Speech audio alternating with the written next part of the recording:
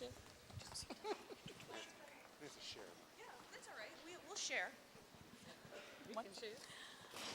Well, thank you, Dr. King. That was more than enlightening, inspiring, and I think certainly further defines the mission of the Cheryl Speranza Leadership Institute here at Mercy. So thank you so much. I know we have a couple of questions from some students, and our first question is coming from Maya Cottrell, who is an 8th grader. So Maya? You said that we have to be both teachers and students. Have you ever had to find a solution by looking at both sides?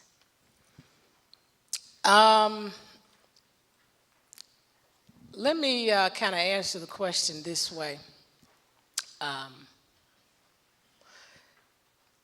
What was that, 4 years ago? 4 years ago, when Mike Brown was killed in Ferguson, Missouri, the King Center went there to work with the community to try to bring people together, because it was a very intense time, as those of you who are a little bit older know and understand. And we met with different groups. We met with law enforcement, business leaders, gang members, individuals who were part of the educational community, activists, those that were on the front line protesting during that time. And it was very intense and very heated.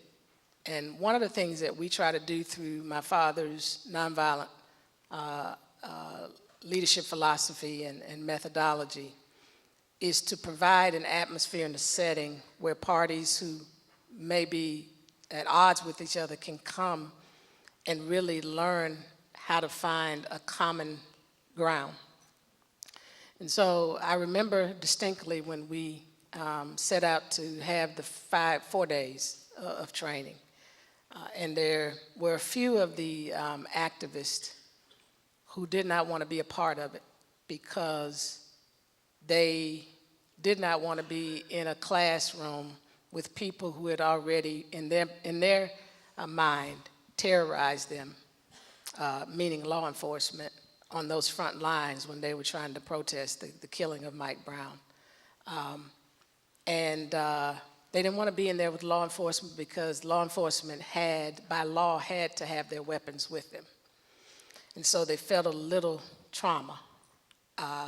And we had to talk through this, because here you have something that's required legally on the one hand, and then here you have a group of people who have a legitimate issue and concern because some of those officers were in fact officers that worked during those different time periods.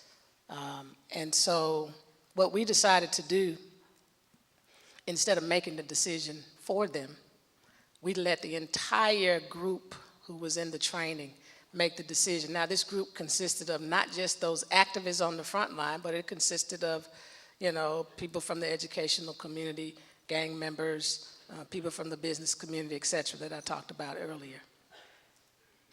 And at the end, they decided that it was worth being in there together for the experience and to learn more from each other. A few of them left, and that happens. Nothing you can do about it. But in the end, it was very transformational. In fact, one of the officers who had to, they were sent, they had to come. They didn't have a choice. Everybody else had a choice in the matter. When he came, he said, it was like, oh, here we go again, one of these trainings, I'm not interested in this. But when he went through it, he said, I learned more about Dr. King and his leadership than I've ever learned in my life, and it was an awakening experience for me. And so that's one example. Another example is we met with members of Black Lives Matter at the King Center. And there were 2 different Black Lives Matters organizations that were at odds with each other. And when we had the meeting, the one group did not want the leader of this other group in the meeting at all. They were like going to walk out and leave, and we had to work through that issue with them. And ultimately, we were able, the guy left that was a part of the group that people did not want to be a part. And the young lady, in fact, traveling with me, went out and started talking to him about the value of sitting through this so that we can work, out a solution to their issues. So we were able to at least get him back in the room and get them not to leave because he was back in the room, to have some conversation and dialogue. Thank you. Our next question, thank you very much. Our next question comes from Lauren Seymour, who's a 9th grader. Lauren? As one person acting nonviolently, how can I change thousands of people? What small ways do you recommend we start? Say that again, I'm sorry. As one person acting nonviolently, how can I change thousands of people? And what small ways do you recommend we start? So I'm going to flip the script on you. When we do our education and training in nonviolence, we always tell people it starts with you. Most people who come to our training come because they want to change the world, but they leave recognizing that they still have work to do personally. Nonviolence first works on you. The effectiveness of my father's leadership was because he was steeped in it. He didn't just speak it as a talking head, but he believed it and he lived it. And because he lived it as an example, it was inspirational for other people, and they were able to embrace it and live it.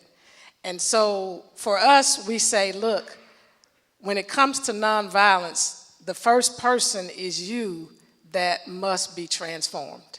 Because most people think they're not violent because they don't do physical things, but violence is more than just physical.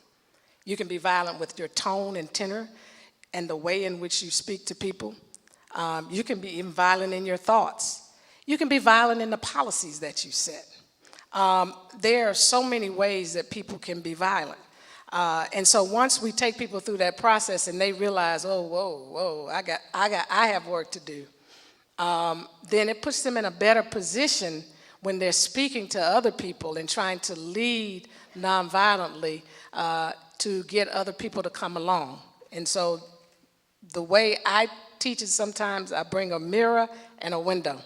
And I tell people the process is mirror and window. Windows are used, when you look out of a window, you're looking out of a window at something beyond yourself. We call that maybe a world problem or a situation that has nothing to do with you necessarily. When you look in the mirror, you're looking dead at you. And so in nonviolence, we tell people, yes, you care, and it's important that we use nonviolence to change our world, but you have to always look in the mirror to make sure that you are being a nonviolent person in the process. Thank you. Thank you.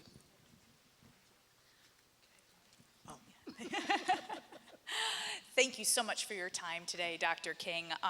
You made a mention that you could be here all day, and I think we would love it if you were here all day, and understand that you have time constraints as well. But what a wonderful gift you've given us today with your speech and your words and your wisdom. And I think that we truly believe that compassion and conviction and confidence is the baseline of leadership. And you certainly had brought so many different additives to that thought process today as we launched the Cheryl Speranza Leadership Institute. So with that, on behalf of all of us, thank you so much. We hope you'll come back. Yeah.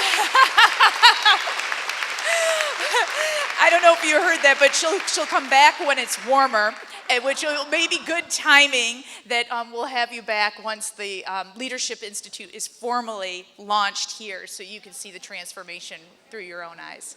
Thank you so much.